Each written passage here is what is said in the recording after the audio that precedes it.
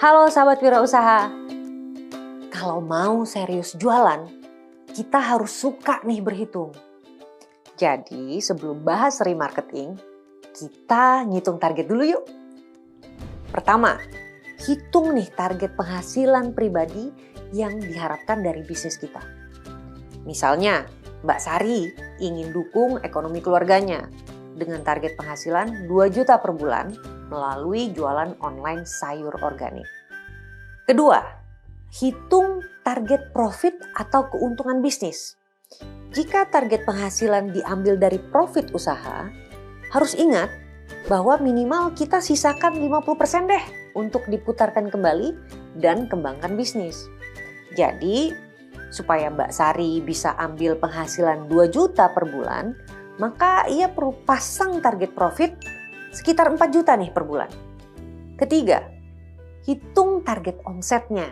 Nah, untuk ini kamu perlu tahu atau punya perkiraan deh soal margin keuntungan selama ini. Kalau misalnya margin keuntungan sekitar 25%, artinya Mbak Sari perlu cetak omset sekitar 16 juta nih per bulan. Keempat, hitung target penjualan produknya. Nah, di sini bisa mulai kompleks nih. Khususnya kalau produknya banyak dan harga jualnya beda-beda pula. Supaya sederhana, kita pakai harga rata-rata dulu ya. Misalnya nih, Mbak Sari, harga rata-rata per paket sayur yang dia jual adalah 10.000. Maka setiap bulan harus bisa jual 1.600 unit. Artinya, kalau dalam sebulan dia buka toko 20 hari, setiap harinya harus bisa jual 80 unit. Yang kelima, hitung target konsumen. Misalnya Mbak Sari berharap bahwa secara rata-rata per konsumennya itu akan beli sekaligus 5 paket. Maka perlu targetkan konversi 16 orang konsumen nih setiap harinya. Keenam, supaya bisa closing ke 16 orang, kira-kira per hari perlu kirim penawaran promosi ke berapa orang ya? Nah, fenomena corong pemasaran kan pasti terjadi. Jadi kita perlu prediksi nih soal tingkat konversi kita. Biasanya kalau narasi penawaran kita menarik, bisa berhasil konversi 10%. Ini sudah cukup bagus. Jadi untuk closing ke 16 orang setiap hari, Mbak Sari perlu kirim pesan promo ke sekitar 160 orang yang sesuai dengan target segmen konsumennya. Terakhir, jadwalkan kirim pesan broadcast per kategori konsumen. Mengapa? Karena terima pesan promosi terlalu sering itu kan mengganggu ya, kurang etis. Dan nomor bisnis kita bisa diblok konsumen. Jadi Mbak Sari perlu mengatur nih penjadwalan pengiriman pesan promosinya. Agar masing-masing konsumen itu cuma terima 1 pesan deh per 2 minggu. Ini masih oke lah karena produknya sayuran yang masa gunanya harian. Kalau produk yang masa gunanya lebih panjang, sebaiknya jeda broadcastnya juga lebih panjang. Artinya, kalau jualan 20 hari, maka Mbak Sari perlu punya kontak ke sebanyak 1.600 orang. Sahabat semua, sudah punya kontak sebanyak itu kah? Sebenarnya, kalau Mbak Sari bisa merawat konsumennya menjadi pelanggan loyal yang rutin beli sayur setiap 5 hari, maka untuk kejar target omset 16 juta per bulan, Mbak Sari itu cukup punya 80 orang pelanggan rutin aja loh. Jadi punya kontak 1.000 pun ya sudah cukup banyak modal lah. Nah, ilustrasi tadi itu hanya contoh karena setiap bisnis punya kondisi yang berbeda. Misalnya nih, kalau jualnya produk pakaian, jadi lebih aman 1 kali per bulan kan broadcastnya, sehingga memerlukan basis kontak yang lebih banyak. Untuk menaikkan omset melalui strategi remarketing dan repeat order, kamu mesti pahami nih logika ini dan syaratnya data kontak konsumen harus mulai dikelola dengan rapi. Ini penting banget agar bisa mengoptimalkan fitur broadcast di WhatsApp Business. Jadi, yuk kita bahas. Sahabat wirausaha, WhatsApp itu punya fitur siaran atau broadcast. Apa sih manfaat fitur ini? Sesuai namanya nih, broadcast atau siaran. Fitur ini membuat kita bisa kirim suatu pesan ke sampai 256 penerima sekaligus. Fitur ini memudahkan banget. Kita jadi nggak repot salin dan tempel pesan berkali-kali ke banyak kontak satu persatu. Tapi di balik kemudahan seringnya ada resiko juga kan?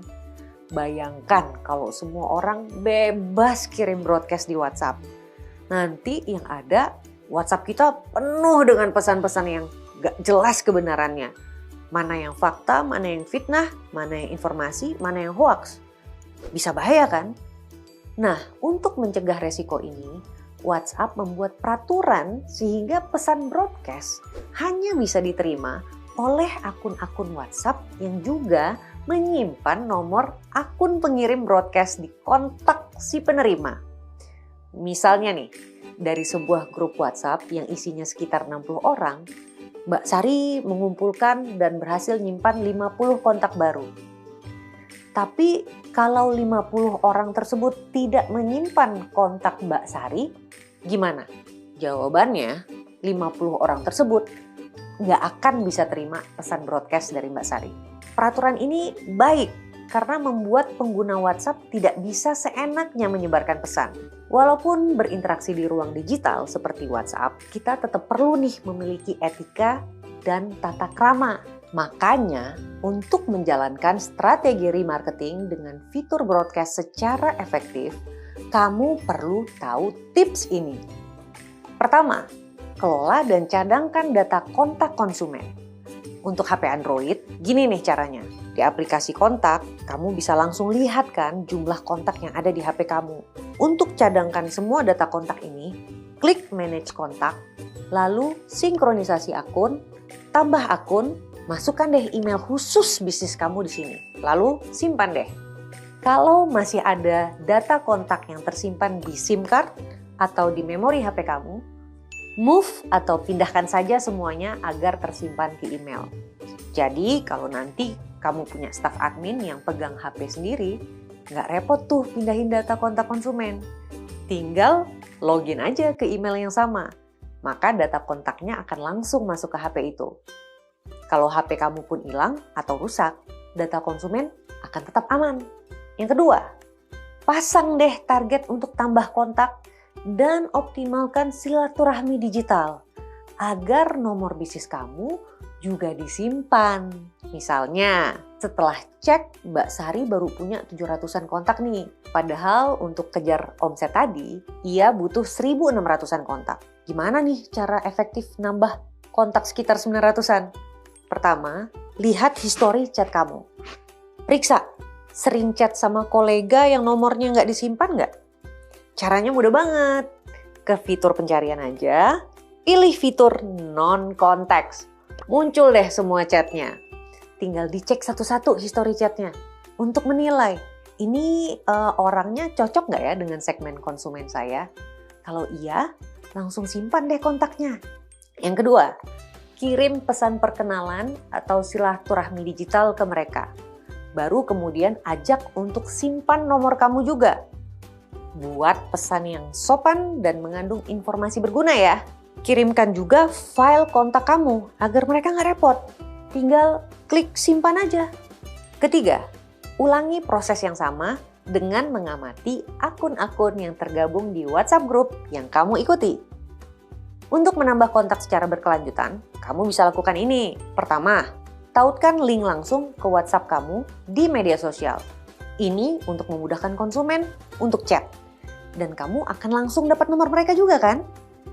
Yang kedua, sediakan buku tamu di toko offline atau kios bazar kamu. Ketiga, tampilkan nomor WhatsApp dan QR code-nya di kemasan kamu atau gerobak kamu. Jadi konsumen bisa gampang, cukup scan aja bisa langsung kontak kamu deh. Setelah data kontak konsumen kamu rapi, di WhatsApp bisnis kamu bisa beri label dan kelompokkan mereka ke beberapa grup broadcast atau broadcast list. Ini penting agar kamu menyiapkan penawaran promo yang berbeda-beda disesuaikan dengan kategori tersebut. Misalnya begini nih. Pertama, buat label atau kategori konsumen pernah chat belum beli. Nah, untuk mereka kamu bisa tawarkan paket bundling dengan diskon khusus. untuk rayu mereka agar minimal tuh segera coba dan beli produk kamu dulu.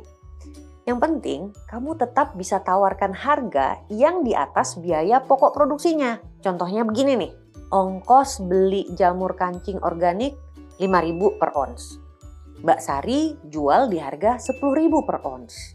Maka Mbak Sari bisa buat penawaran khusus, jamur kancing 3 ons 20.000, ada 30.000 coret.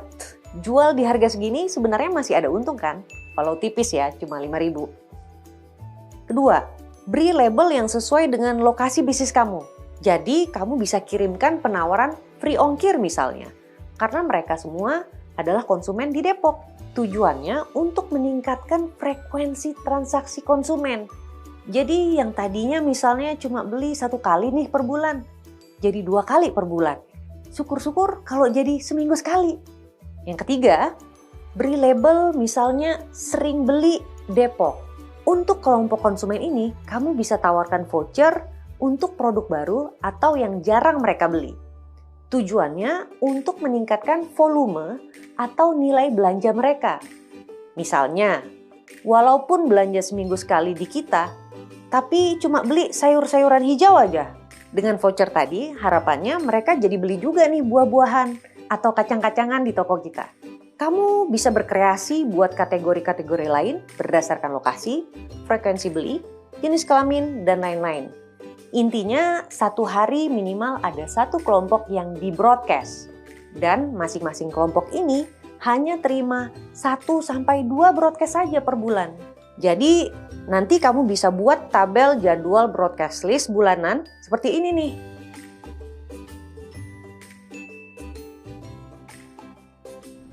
Nah, sahabat wirausaha, mengelola data kontak konsumen dan memasangkan labelnya memang tugas tersendiri dan membutuhkan alokasi waktu.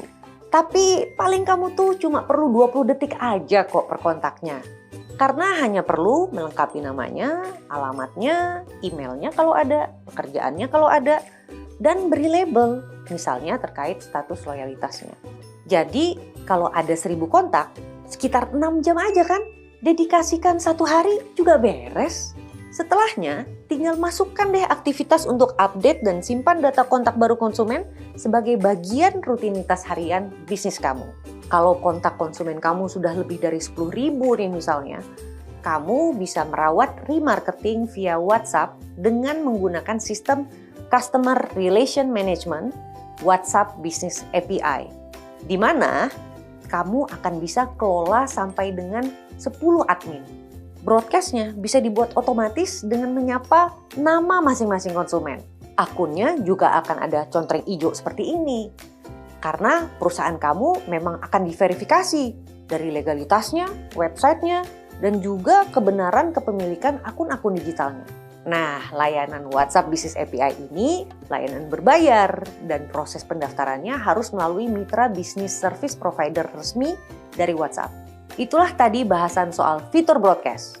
Berikutnya, kita akan bahas optimalisasi fitur WhatsApp Group untuk kembangkan bisnis. Jadi, lanjutkan pembelajaran ke video berikutnya. Untuk remarketing dan tingkatkan omset dari repeat order, mulailah optimalkan fitur broadcast dengan lakukan 3 langkah ini.